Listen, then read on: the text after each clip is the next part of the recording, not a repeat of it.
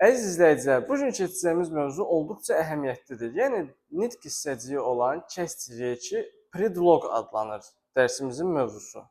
Predloglar, yəni hər hansısa bir obyektin altında, üzərində, önündə və arxasında bildirən sözlərdir.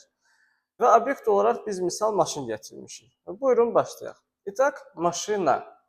Əgər altında desək, olacaq. Под машиной есть арбуз. Və bu da bizdə qarpuzlardır, misal olaraq. Под машиной есть арбуз. Və biz desək əgər maşının arxasında qarpuz var, olacaq. За машиной есть арбуз.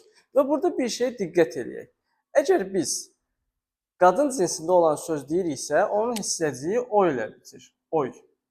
Под машиной, за машиной.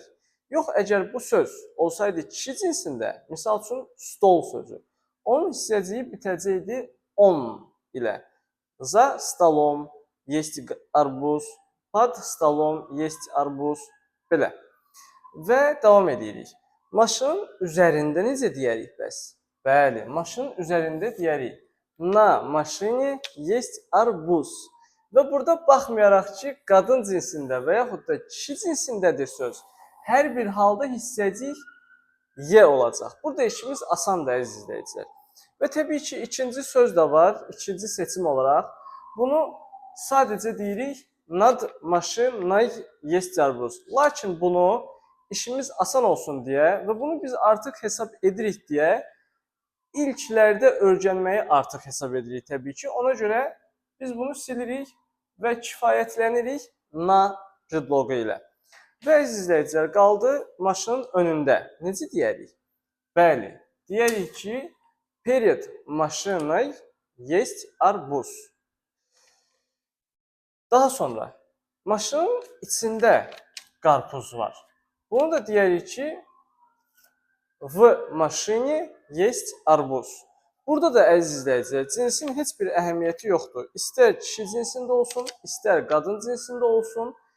Burada isə bir dənə period qaldı. Perioddə isə yenə pod və za kimi eyni prinsiplə işləyir.